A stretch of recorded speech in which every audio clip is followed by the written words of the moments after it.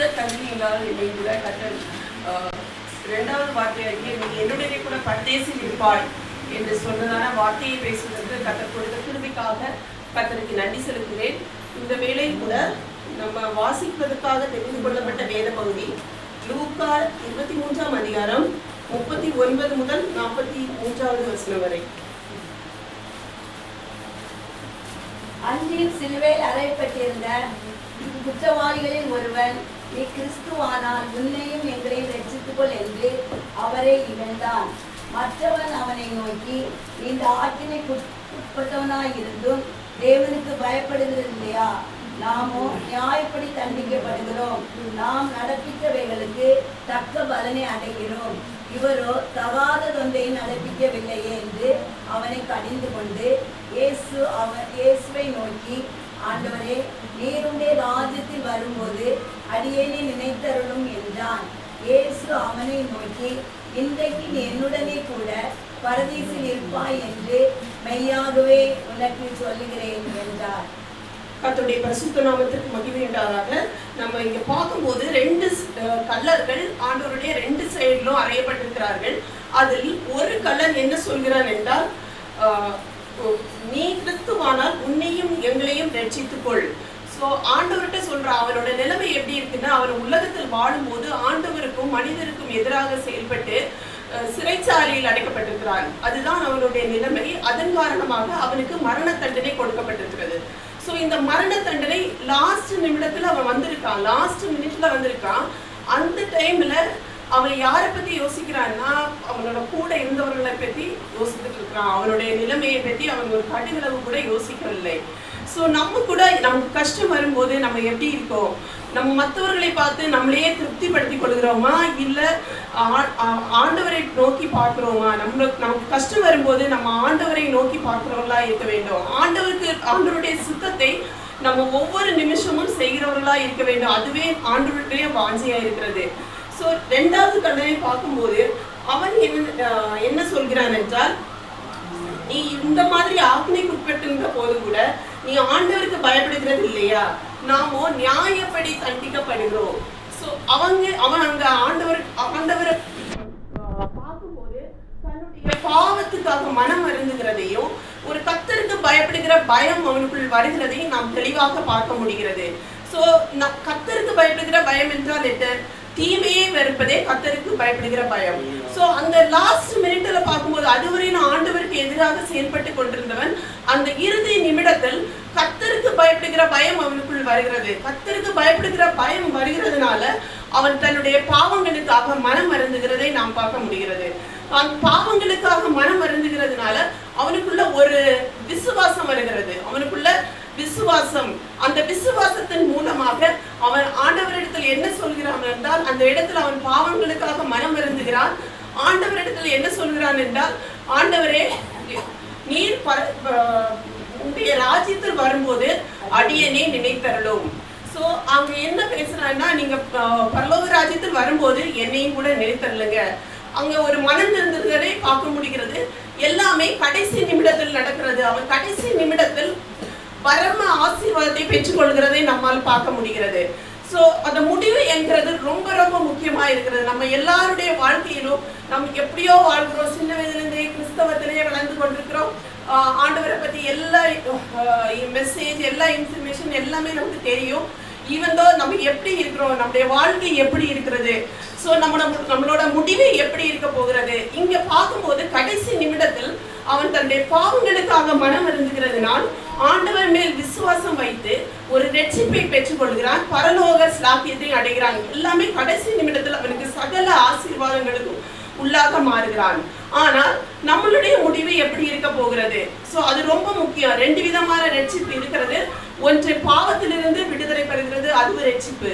ரெண்டாவது ரட்சிப்பு என்னவென்றால், முடிவு பரியந்தம் நிலை நிற்பவனே ரட்சிக்கப்படுவான். ஸோ நம்ம எல்லாரும் ஃபர்ஸ்ட் ரட்சிப்பை அடைந்து விட்டோம். ஸோ நம்ம இப்போ யோசிக்க வேண்டியது செகண்ட் ரட்சிப்பு, ரெண்டாவது ரட்சிப்பு. அந்த ரட்சிப்புக்கு நம்ம தகுதியுள்ளவர்களாக இருக்கிறோமா? நம்மளோட நிலைமை எப்படி இருக்கிறது?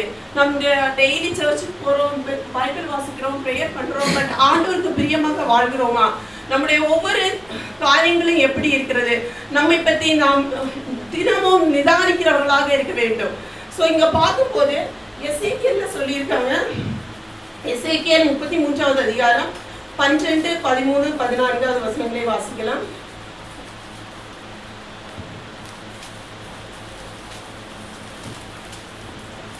மனுபுத்திரனே, நீ உன் ஜனத்தின் புத்திரரை நோக்கி, நீதிமான் துரோகம் பண்ணுகிற நாளிலே அது அவனுடைய நீதி அவனை தப்புவிப்பதில்லை. துன்மார்க்கன் தன் துன்மார்க்கத்தை விட்டு திரும்புகிற நாளிலே அவன் தன் அக்கிரமத்தினால் விழுந்து போவதும் இல்லை. நீதிமான் பாவம் செய்கிற நாளிலே தன் நீதியினால் பிழைப்பதும் இல்லை. பிழைக்கவே பிழைப்பான் என்று நான் நீதிமானுக்கு சொல்லும் போது அவன் தன் நீதியை நம்பி அநியாயம் செய்தால் அவனுடைய நீதி ஒன்று நினைக்கப்படுவதில்லை. அவன் செய்த தன் அநியாயத்திலே சாவான். இது ஒரு அருமையான வசனம். நம்முடைய வாழ்க்கை முழுதும் நாம் நீதி செய்துவிட்டு நம்முடைய கடைசி நிமிடத்தில் நாம் ஆண்டவரை விட்டு தூரம் போவோமானால் நம்முடைய பரம ஸ்லாக்கியத்தை நாம் இழந்து விடுகிறோம். ஆனா கடைசி மட்டும் அநியாயம் செய்துவிட்டு அந்த கடைசி நொடி பொழுதில் நாம் ஆண்டவரை பற்றி மனம் வருந்தி ரட்சிக்கப்பட்டு பரலோக ராஜ்யத்தை பற்றி யோசித்து அந்த அதை தியானிப்போமானால் நம்ம பரம ஸ்லாக்கியத்தை அடைகிறோம். ஸோ இங்க வாழும்போது நம்ம எப்படி வாழ்கிறோம் என்கிறது முக்கியம் அல்ல. கடைசி நிமிடத்தில் வரைக்கும் ஆண்டவரை நாம் பற்றி கொண்டு ஆண்டவருக்கு உண்மையா இருக்கிறோமா, ஆண்டவர் விரும்புகிற நியாயத்திலும் நீதியிலும் நிலை நின்று பரலோக ராஜ்யத்துக்கு தகுதியுள்ளவர்களாக வாழ்கிறோமா என்பதை தியானிக்க வேண்டியது நமக்கு மிகவும் முக்கியமா இருக்கிறது. அது மட்டுமல்ல, நம்ம பரலோக ராஜ்யத்துக்கு போக வேண்டும் என்றால் நாம் என்ன செய்ய வேண்டும்? பரிசுத்தாவியின் அபிஷேகத்தோடு பரிசுத்தாவியின் உதவியோடு தினம் தினம் வாழ்கிறது மிகவும் முக்கியமா இருக்கிறது. என்னவென்றால் எபேசியர் 4வது அதிகாரம் 30வது வசனத்தில் மீட்கப்படும் நாளுக்கென்று முத்திரையாக பெற்ற பரிசுத்தாவியை துக்கப்படுத்தாதிருங்கள். சோ நம்ம கடைசி நாளுகளில் உள்ள ஒரு முத்திரை என்னவென்றால் அது பரிசுத்த ஆவியானவர் தான். அந்த பரிசுத்த ஆவியானவருடைய வழிநடத்தல் நமக்கு தினமும் இல்லாவிட்டால் நம்மளால கடைசி வரையிலும் நிலைநிற்க முடியாது. நமக்கு பங்களா இருக்கலாம், நல்ல படிப்பு இருக்கலாம், அதெல்லாம் இந்த உலகத்துல ஒரு குப்பை தான். பிச்சைக்காரனும் என்னன்னா லாஸ்ட் மினிட்ல ஒன்லி நம்ம என்ன டு தி மேக்ஸிமம் 80 இயர்ஸ் நம்ம இருக்கலாம், 80 to 100 இயர்ஸ். பட் பிச்சைக்காரன் எப்படி சாகுறானோ அதே மாதிரிதான் நீங்க பங்களா படிப்பு என்ன இருந்தாலும் நம்மவும் சாக வேண்டும். ரெண்டு பேரும் சாகுற நிலைமை வரும்போது ஒரே சிச்சுவேஷன் தான், ஒரே இடத்துக்கு தான் போடும். நீ நீதி செய்தால் பரலோக ராஜ்யத்தை சுதந்திரிக்கலாம், அநீதி செய்தால் நரகத்தில் போக வேண்டும். ஸோ எல்லாருக்குமே ஒரே கண்டிஷன் தான் ஆண்டவர் வச்சிருக்காரு. ஆண்டவருடைய நீதி நியாயங்களை நம்ம டெய்லி ஃபாலோ பண்ணி பரிசுத்த ஆவியானவருடைய உதவியோடு வாழ வேண்டியது மிகவும் அவசியமா இருக்கிறது. அவருடைய நடத்துதல் நமக்கு மிகவும் அவசியமா இருக்கிறது. ஸோ ஃபர்ஸ்ட் மெசேஜ்ல கேட்டோம், மன்னிக்கிறது கிறிஸ்தவர்களுக்கு மிகவும் மிகவும் முக்கியமான விஷயம். நம்ம டெய்லி நம்மளை பற்றி யோசித்து பார்த்தோம்னா நமக்கு தெரியும் நம்ம எவ்வளோ இடத்துல மன்னிப்பதில் தவறு இருக்கிறோம் என்பதை. ஸோ மன்னிக்கிறது என்பது கிறிஸ்தவ வாழ்க்கையில் மிக மிக முக்கியமான விஷயம். நம்ம நிறைய இடத்துல நம்முடைய பொறுமையை இழந்து போகிறோம். பொறுமையை இழக்கிறதுனால பரிசுத்தத்தை நம்ம இழந்து போகிறோம். பொறுமையை இழக்கிறதுனால நம்மளுக்குள்ள தாழ்மை எண்ணம், ஆண்டவர் மிகவும் தன்னை தாழ்த்தினார், அந்த தாழ்மையான எண்ணத்தை நம்ம இழந்து போகிறோம். ஸோ ஆண்டவர் சொல்லியிருக்கார், உன்னில் அன்பு கூறுவது போல நீ பிறனிடத்திலும் அன்பு கூறுவாயாக.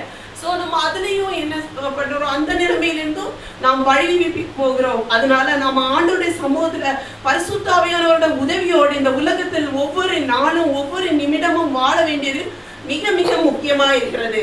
அதே மாதிரி யோவான் 16ஆம் அதிகாரம் 13ஆம் வசனம்.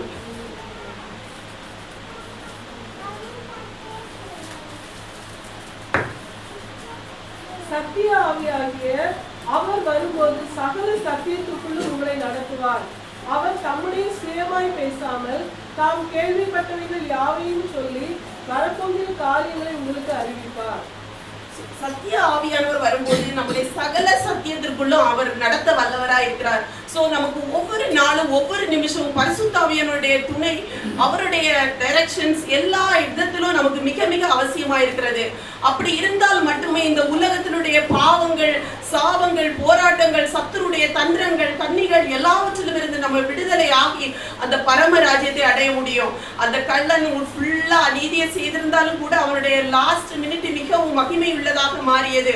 நம்முடைய வாழ்க்கையும் அப்படி மகிமை உள்ளதாக மாற வேண்டும் என்றால் நம்மளால் கண்டிப்பாக முடியாது. நம்மளோட படிப்பு அதை பண்ணாது, நம்மளோட அந்தஸ்து அதை பண்ணாது, நம்மளோட பங்களா அதை பண்ணாது, எதுவுமே பண்ணாது. ஆனா பரிசுத்த ஆவியானவர் அதை நமக்காக நம்மளிடத்தில் கிருபை வைத்து அதை நமக்காக பண்ணி முடிக்க வல்லவராக இருக்கிறார். அதனால் நாம எல்லாருமே பரிசுத்த ஆவியானுடைய உதவியை தினம் தினம் கேட்டு அவருடைய சமூகத்தில் நம்மை மிகவும் தாழ்த்தி அவருடைய சமூகத்தை தேடுவோமானால் நாமும் அந்த பரலோக ராஜ்யத்தை நம்மளால சுதந்திரிக்க முடியும். கடைசியாக ஒரு வசனம், ரோமர் 8:1.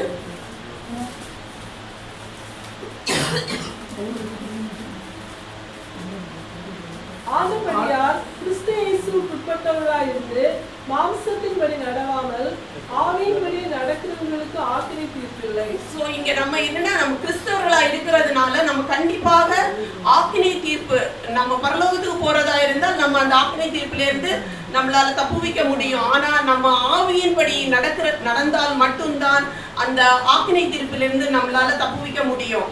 அந்த ஆவியின்படி நடக்காவிட்டால் கண்டிப்பாக நம்ம என்னதான் நல்ல கிரியைகள் செய்திருந்தால் கூட நம்மளே நிதானிக்க முடியாது. நம்மளே நிதானிக்கிறது தான் ரொம்ப ரொம்ப டஃபஸ்ட் டாஸ்க். நம்ம மற்றவங்களை ஈஸியா ஜட்ஜ் பண்ணிடலாம், அவங்க அது பண்றாங்க இது பண்றாங்க. பட் நம்மவே நிதானிக்க வேண்டியது மிக மிக மிக அவசியமானது ஒவ்வொரு கிறிஸ்தவர்களுக்கும். அதனால நம்மளே பரிசுத்த ஆவியானவருடைய உதவி இருந்தால், அவருடைய நடத்துதல் இருந்தால் மட்டுமே நம்மளால ஆண்டவருடைய சித்தத்தை அறிந்து அவருடைய பாதையில் அவர் விரும்புகிறபடி நடந்து அந்த பரலோக ராஜ்யத்தை நம்மளால சுதந்திரிக்க முடியும். அதனால நம்ம எல்லாருமே தினமுமே பரிசுத்த ஆவியானவருடைய வழி நடத்துதலை காலையிலே நம்ம அவருடைய பாதத்தில் உட்கார்ந்து நம்ம தாழ்த்தி அவர்கள் கெஞ்சி கேட்க வேண்டும். ஆண்டவரே, உங்களுடைய சித்தத்தின்படி நடத்துங்க ஆண்டவரே, எங்களை மாம்சத்தின்படி நடத்தாதீங்க ஆண்டவரே, எங்களை ஆவியின்படி பரிசுத்த ஆவியானவருடைய வழி நடத்துதலின்படி எங்களை நடத்துங்க ஆண்டவரே. நீங்க பரிசுத்த ஆவியின்படி நாங்க நடத்துவோமான பரிசுத்த ஆவியானவர் கொடுக்கிற ஆலோசனையின்படி நம்ம நடக்கும் போது இந்த ஆக்கினை தீர்ப்பிலிருந்து நம்மளால தப்புவிக்க முடியும். நம்ம சுயமாய் நடக்கும் போது கண்டிப்பாக நம்ம அந்த ஆக்கினை தீர்ப்புக்குள்ளாக மாறிவிடுவோம். அது ஒன்றும் அவ்வளோ ஈஸியான விஷயம் கிடையாது. என்னன்னா, நம்ம எவ்வளோ பிளான் பண்றோம் ஃபார் 80 years டு மேக்ஸிமம் ஒரு 75-60 years நம்ம எவ்வளோ பிளான் பண்ண வேண்டியதா இருக்கிறது. நம்ம எப்படி ஃபர்ஸ்ட் படிக்கும் போது படிப்பை பத்தி பிளான் பண்ணணும். ஸோ அது முடிச்சதுக்கு அப்புறம் என்ன காலேஜ் படிக்க போறாங்க அதை பத்தி பிளான் பண்ணணும். ஸோ காலேஜ் முடிச்சிட்டாங்கன்னா அதுக்கப்புறம் என்ன மேரேஜ், ஸோ வேற மேரேஜ், அதுக்கப்புறம் அந்த மேரேஜ் ஆயிடுச்சுன்னா அதுக்கப்புறம் உள்ள commitments. So daily we will have different kind of commitments. So அந்த கமிட்மெண்ட்ஸ் பத்தி நம்ம பிளான் பண்ணாதான் ஸோ நம்மளால அதை அட்டைன் பண்ண முடியும். ஸோ நம்ம அதுக்கு எவ்வளோ பிரயாசப்படுறோம். That's only for 80 years maximum. ஆனா அதுக்கே நம்ம அவ்வளவு பிரயாசப்படும் போது 1000 வருஷம் ஆண்டவரோட நம்ம ஆளுகை செய்ய போறோம், ஆண்டவரோட வாசம் செய்ய போகிறோம். சோ அந்த அவ்வளவு வருஷத்துக்கு நம்ம என்ன பிளான் பண்றோம்? சோ நம்ம எதுவுமே நம்மளால பிளான் பண்ண முடியாது. ஆண்டவரோட சமூகத்துல பாதத்துல நம்ம தாழ்த்தி பரிசுத்த ஆவியானுடைய வழிநடத்தலை நம்ம வழிநடத்தலின்படி நம்ம இருக்கும் போது ஆண்டவரிடத்திலிருந்து கிருபை நமக்கு கிடைக்கிறது. அவருடைய கிருபை நம்மளை சூழ்ந்து கொள்கிறது. உன் வழிகளிலெல்லாம் அவரை நினைத்துக்கொள், அப்பொழுது அவர் உன் பாதைகளை செவ்வாய் பண்ணுவார். நம்முடைய பாதைகள் எல்லாம் செவ்வையாய் மாற வேண்டும் என்றால் பரிசுத்த ஆவியானுடைய வழிநடத்தலின்படி நம்ம நடக்க வேண்டும். அப்போது நம்முடைய பாதைகள் எல்லாம் செவ்வையாய் மாறி ஆண்டவர் நம்முடைய பரலோகத்துக்கு தகுதியுள்ள பாத்திரமாக மாற்றுவார். ஸோ அப்பதான் நம்ம கிறிஸ்தவர்களாய் வாழ்வதில் ஒரு மீனிங் இருக்கும். அதனால நம்ம எல்லாருமே இது பரிசுத்த ஆவியானுடைய உதவியை பெற்றுக்கொண்டு ஆண்டவருக்கு பிரியமாய் வாழ வேண்டுமாறு கேட்கிறேன். இதுல என்னன்னா, ஆண்டவர் சொன்ன 2வது வார்த்தையிலிருந்து நம்ம மெயினா என்ன புரிச்சுக்க முடியுதுன்னா, அவன் பாவத்தை விட்டு திருந்தினான். எல்லாமே கொஞ்ச நேரத்தில் நடக்குது. பாவத்தை விட்டு திருந்துகிறார், அதுக்கப்புறம் ஆண்டவருக்கு விசுவாசம் உள்ளவனாக மாறுகிறார், ரட்சிப்பை பெற்றுக் கொள்கிறார். 2 ரட்சிப்பையும் ஒரே நேரத்தில் பெற்று விடுகிறான். சோ எல்லாமே அவனுடைய பரமராஜ்யத்துக்கு இருக்கிற எல்லா தகுதிகளையும் குறுகிய நேரத்தில் பெற்று விடுகிறான். பட் நமக்கு அப்படி கிடையாது. அவனோட லைஃப்பை பார்க்கும்போது நம்மளோட லைஃப் இன்னும் டஃபஸ்ட். ஸோ நம்ம என்னன்னா, அந்த கடைசியான ரட்சிப்பை அடையும் வரைக்கும் ஆண்டவருடைய கிருபையை பெற்றுக்கொண்டு பரிசுத்த ஆவியானுடைய வழிநடத்தலோடு ஓட வேண்டியதா இருக்கிறது. அப்படியே நம்முடைய ஒவ்வொரு நாளும் நம்முடைய தாழ்த்தி ஆண்டவருடைய சமூகத்தில் நம்ம பிரேயர் பண்ணி ஆண்டவருக்காக உண்மையாய் வாழ்ந்து பரிசுத்த ஆவியானுடைய நடத்துதலோடு வாழ்ந்து அந்த பரலோக ராஜ்யத்தை சுதந்திரிக்க முயற்சி செய்வோம்.